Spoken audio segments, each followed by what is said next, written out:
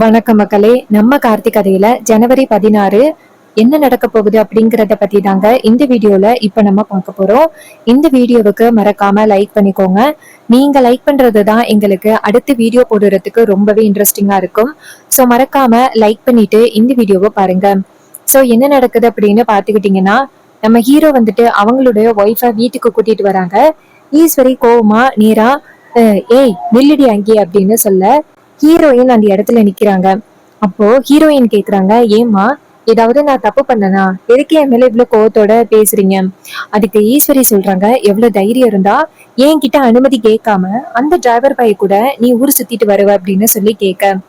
அதுக்கு ஹீரோயின் சொல்றாங்க, இங்க பாருமா, என்னுடைய ஃப்ரெண்டை பத்தி உங்களுக்கு தெரியும். சோ அவ ரீசெண்டா வந்து கல்யாணம் பண்ணா. அவளுக்கு யாரும் பொங்கல் வரிசை கொடுக்கல அப்படின்னு சொல்லிட்டு ரொம்ப ஒரி பண்ணா.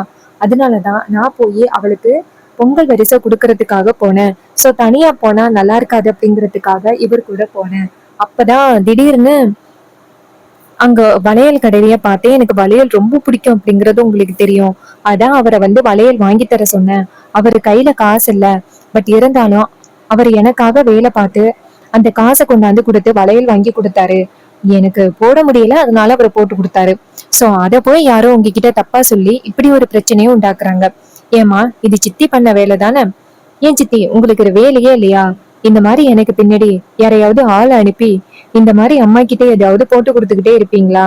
அம்மா உங்களை அடுத்தடுத்து கவலைப்பட வைக்கணும் அப்படிங்கறதுக்காக சித்தி இப்படி ஒரு காரியத்தை எல்லாம் பண்ணிக்கிட்டு இருக்காங்க. தயவு செஞ்சு நீங்க வந்துட்டு சித்திய வந்து இப்படி பேசாதீங்க சித்தி அப்படின்னு சொல்ல, இது கேட்டதும் வில்லி சொல்றாங்க, இங்க பாரு, நான் என்ன தப்பு பண்ணேன்? அக்கா காரிய ஏமாத்தி வீட்டுக்குள்ள வெறும் தலகாணி எல்லாம் போட்டு அது மேல போர்வையை போட்டு அக்கா காரிய நீ ஏமாத்தி இருக்க. நீ பண்ணது சரியா அப்படின்னு சொல்லி கேட்க, அதுக்கு ஹீரோயின் சொல்றாங்க, இங்க பாருங்க, நான் மட்டும் போகணும்னு தான் நினைச்சேன். ஆனா கடைசியில இவரும் வந்தாரு. இவர் மேல எந்த தப்பும் இல்ல. அம்மா முழுக்க முழுக்க இது எல்லாத்துக்கும் காரணம் நான் தான். நீ அவரை பேசாத அப்படின்னு சொல்ல, வில்லி சொல்றாங்க, பாத்தியாக்கா, அந்த டிரைவர் பையன் எப்படி எல்லாம் சொல்லி கொடுத்து அழைச்சிட்டு வரான்னு பாத்தியா? இதுக்கு முன்னாடி நம்ம பொண்ணுக்கு பொய் சொல்றதே தெரியாது. ஆனா இப்போ எவ்வளவு பொய் சொல்றா பத்தியா? எல்லாமே இந்த டிரைவர் பையலோட சேர்ந்துகிட்டு தான் இப்படி எல்லாம் பண்ணிக்கிட்டு இருக்கா அப்படின்னு சொல்லி கேட்டதும் ஈஸ்வரி சொல்றாங்க, இங்க பாரு, நீ இப்படி பண்ணுவ அப்படின்னு நான் கொஞ்சம் கூட எதிர்பார்க்கவே இல்ல. ஹீரோயின் சொல்றாங்க, அம்மா உங்களுக்கு நான் என்னைக்குமே துரோகம் பண்ண மாட்டேன். அத முதல்ல நல்லா ஞாபகம் வச்சுக்கிடுங்க. நீங்க எனக்கு எந்த அளவுக்கு முக்கியம் அப்படிங்கிறது உங்களுக்கு நல்லாவே தெரியும். சோ நான் உங்களுக்கு துரோகம் பண்ணல. சித்தி தான் தேவையில்லாம இப்படிப்பட்ட ஒரு காரியத்தை பண்ணிக்கிட்டு இருக்காங்க. இங்க பாருங்க சித்தி, இதே மாதிரி அம்மாவுக்கும் எனக்கும் பிரச்சனைய உண்டாக்கணும் அப்படின்ட்டு நீங்க தொடர்ந்து இந்த மாதிரி ஏதாவது ஒரு வேலையை பண்ணிக்கிட்டே இருக்கீங்க. நீங்க தேவையில்லாத காரியத்தை எல்லாம் பண்ணிக்கிட்டு இருக்கீங்க அப்படின்னு சொல்லிட்டு நம்ம ஹீரோயின் அந்த இடத்துல இருந்து போறாங்க. சோ ஹீரோயினை பார்த்ததும் செம்ம டென்ஷன் ஆகுறாங்க வில்லி. சோ வில்லி நேரா அவங்க அக்காவை பார்த்து, என்னக்கா உன் பொண்ணு எதுவுமே சொல்லாம விட்டுட்டேன். ஈஸ்வரி சொல்றாங்க, இங்க பாருடி, இந்த விஷயத்தை பொறுத்த வரைக்கும் அவளை நான் இப்படி கம்பல் பண்றது ரொம்ப தப்பு. அதுவே அவ என்னை விட்டு பிரியறதுக்கு ஒரு வாய்ப்பா மாறிடும். அதனால அவளை விட்டு பிடிக்கிறது தான் நல்லது.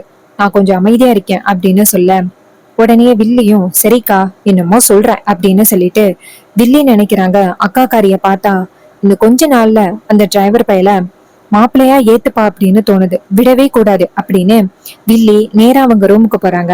அங்க போயிட்டு நேரா அவங்க புருஷனுக்கு போன் பண்றாங்க.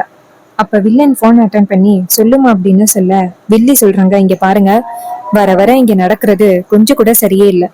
அந்த ரேவதி அவ புருஷன் கூட எங்க போயிட்டு வரா. இந்த ஈஸ்வரி எதுவுமே சொல்லவே இல்லை.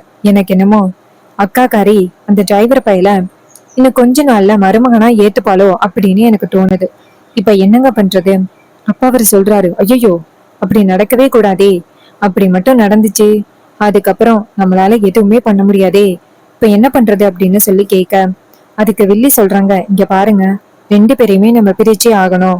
அதுக்கு நம்ம ஏதாவது ஒரு வழி பண்ணியே ஆகணும் அப்படின்னு சொல்லிட்டு பிளான் பண்றாங்க.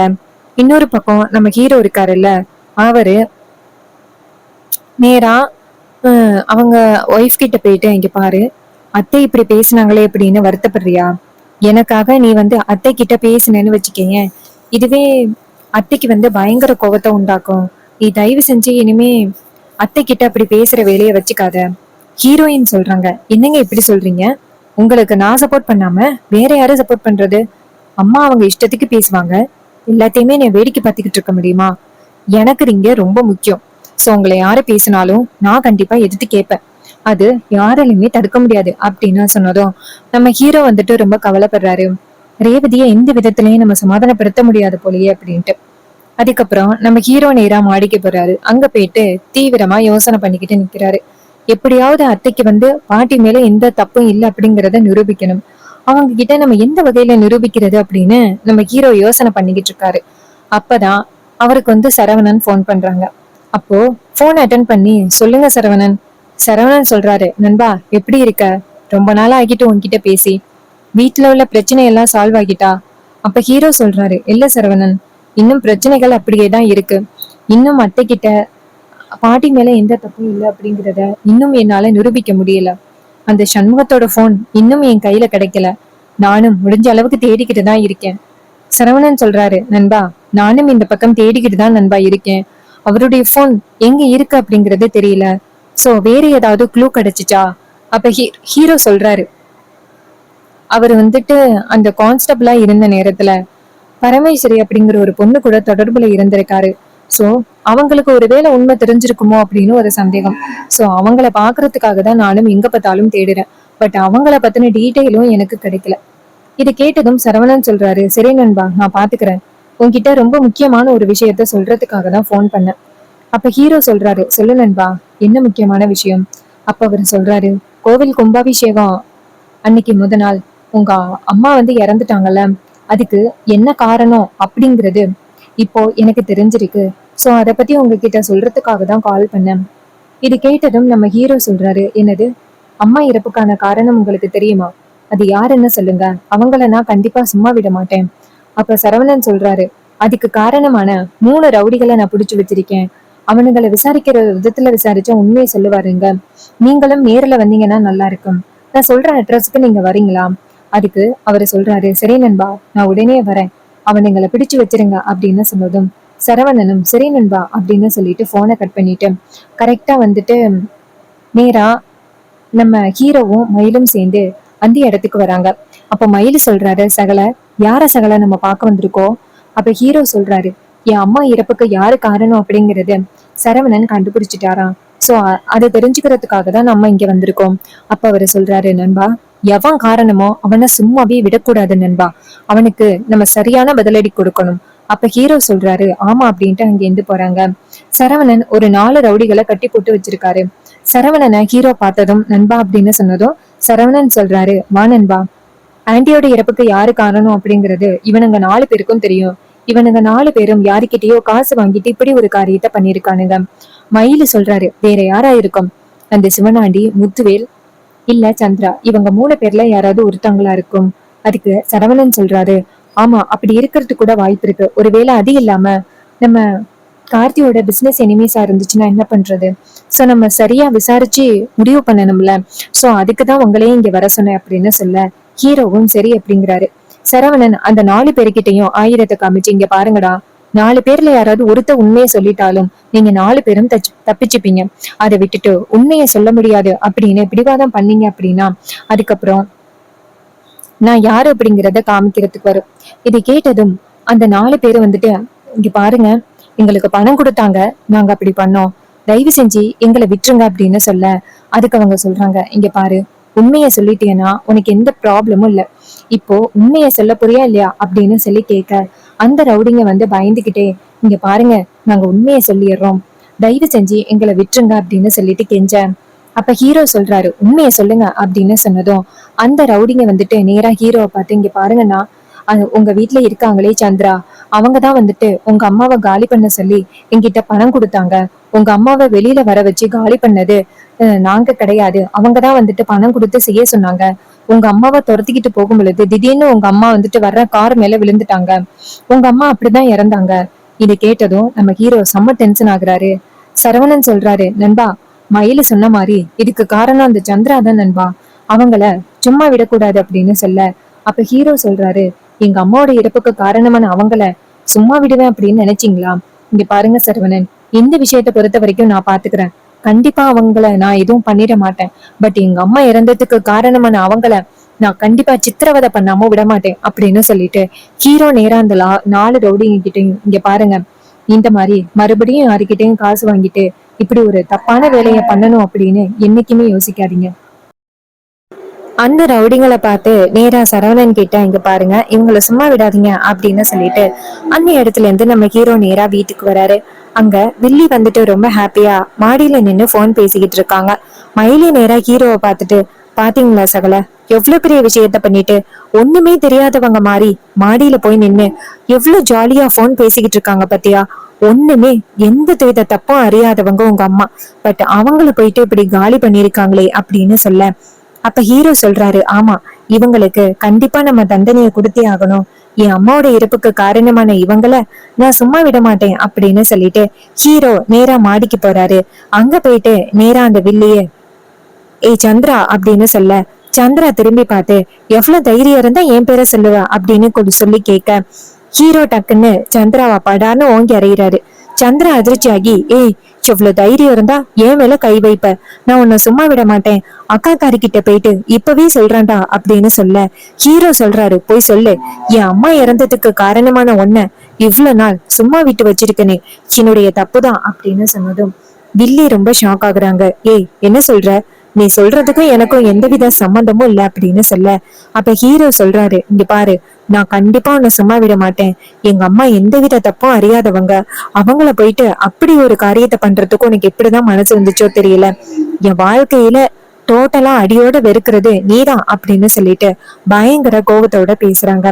அப்போ வில்லி சொல்றாங்க, இங்க பாரு, நீ ரொம்ப ஓவரா பேசுற அப்படின்னு. அப்ப ஹீரோ சொல்றாரு, நீ தான் ஓவரா பேசுற. எவ்வளவு ஹாப்பியா இருந்துச்சு என் குடும்பம், எங்க அம்மா வந்துட்டு எனக்கு ஒரு நல்ல வாழ்க்கை அமையணும் அப்படின்னு அவ்வளவு ஆசையோட காத்துக்கிட்டு இருந்தாங்க. நான் ரேவதி கூட கல்யாணம் ஆனது தெரிஞ்சு எங்க அம்மாவுக்கு ரொம்ப சந்தோஷம்.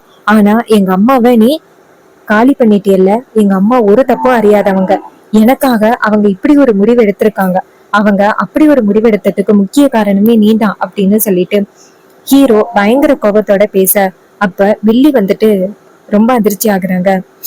அப்ப ஹீரோ சொல்றாரு, 4 ரவுடிகளை அனுப்பி நீ என்ன பண்ண சொன்ன அப்படிங்கறது எல்லாமே எனக்கு இப்ப வீடியோ ஆதாரமா இருக்கு. இத கொண்டு போய் நான் அத்தை கிட்ட காமிச்சு உன்னை காலி பண்ணவா அப்படின்னு சொல்ல, வில்லி வந்துட்டு பயத்துல, இங்க பாரு, நான் அப்படி எதுவும் பண்ண மாட்டேன், என்னை தயவு செஞ்சு மன்னிச்சிரு அப்படின்னு சொல்லி கேட்க, அப்ப ஹீரோ சொல்றாரு, உனக்கு 1 வாரம் டைம் கொடுக்குறேன். அந்த 1 வாரத்துக்குள்ள இந்த வீட்டை விட்டு போறதுக்கான முடிவை பண்ணு. அதை விட்டுட்டு இந்த வீட்டுக்குள்ளேயே இருந்து மறுபடியும் அத்தைக்கு பிரச்சனை கொடுத்துக்கிட்டு இருக்கணும் அப்படின்னு நீ நினைச்சேன்னு வச்சுக்கேன், கண்டிப்பா நான் உன்னை சும்மா விட மாட்டேன் அப்படின்னு சொல்ல, வில்லி ரொம்ப ஷாக் ஆகுறாங்க. என்னடா இது, இவன் இந்த அளவுக்கு ஃபோர்ஸா பேசுறானே அப்படின்ட்டு வில்லிக்கு ரொம்ப ஷாக்கிங்கா இருக்கு.